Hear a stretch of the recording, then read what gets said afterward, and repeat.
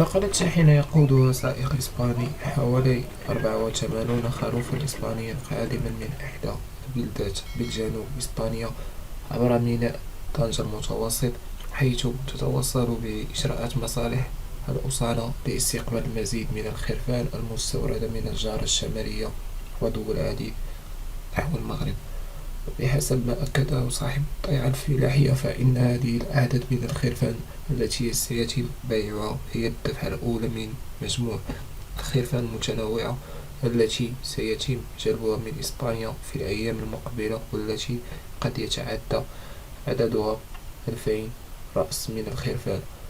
وأوضح صاحب الطيعة في تصريح لقناتنا أن العملية البيع ستنطلق غدا الأحد، حيث سيكون بإمكان المواطنين اقتناء هذه الخرفان المتنوعة والتي تتراوح أثمنتها بين 1800 درهم و3000 درهم، وهي أثمنة في متناول الجميع حسب تعبيره، وهي تقل عن النظريات المغربية التي تصل أحيانا إلى 8000 درهم بسبب الغلاء الذي تعرفه كل أصناف الأكباش المغربية في أسواق قبل أيام من حلول موعد عيد الأضحى. بالنسبة للبارح دخلنا 500 حاولي إسباني، ولاحظنا عليه إقبال كبير بزاف العام اللي فات، وهذا العام هذا الناس كتجي من جميع أنحاء طنجة كتسقسينا عليه، وحتى الناس في الداخل كتسقسينا عليه. وبالنسبة فهمتي الناس دابا جات بزاف خصها تشري هذا الحاول الإسباني اللي كيتميز بالجودة د اللحم ديالو، وكيتميز بالثمن ديالو اللي طايح شوية مقارنة بالحاولي د المغرب، وكيتميز بالجودة ديالو. العام اللي فات دخلتوا الحواله ديال اسبانيا، وهذا العام هذا التجربه هذه علاش كتعاودوها؟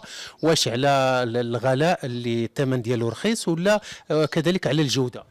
بالنسبة كتميز على دخلنا الحولي هذا حيت كيتميز بالإقبال ديالو اللي كاين كبير، على الجودة ديالو حيت الناس اللي داو الحولي هذاك العام اللي فات كلشي يشكروا هذا العام هذا. فهمتي الناس دابا حاليا كتجي خصها تشري الحولي دابا ان شاء الله غدا يوم الاثنين، غدا ان شاء الله نبداو عملية البيع. شنو كتعطيو لهذا الحولي؟ شنو الماكله اللي كياكل؟ الماكلة اللي كياكل العلف الساحل 71، هذه الماكلة اللي كياكل، والتسبن ديالو الماء دايما خصو يكون صافي ونقي. وهذا الحولي هذا كيتميز فهمتي، حنا اللي كنذبحو المجازر ديالنا كيتميز الكبده ديالو نقيه، اللحم ديالو نقيه، الكبده ديالو كتوزن اكثر من 2 كيلو ونص تبارك الله. الحولي مداوي ودايز للجون طبيه. جينا اليوم مع الاسره ديالنا باش نشوفوا الاضحيه ديال العيد، وتصادف الوجود ديالنا المجيء ديال الاضحيه ديال اسبانيا، اللي على ما كنسمعوا بان هذه الاضحيه ديال الاضاحي ديال اسبانيا الثمن ديالها جد مناسب مقارنه مع الاضحيه المحليه. وبقي حاليا ما صراحه ما عندناش شي فكره على الاثمنه. ان شاء الله نعاودوا نرجعوا لهنايا الاسبوع اللي ماجي باش نشوفوا الاثمنه مقارنه مع الثمن المحلي. بالنسبه للاضاحي ديال اسبانيا، لا ما كنسمعوا ان الاثمنه ديالها جد مناسبه مقارنه مع الاثمنه ديال الاضاحي المحليه، بحكم الغلاء اللي كان العام اللي فات وهذا العام. كنظن الدخول ديال الاضاحي ديال اسبانيا غادي يجعل واحد التوازن في زعما في الاضاحي ديال مقارنه مع الاضاحي ديال المغرب.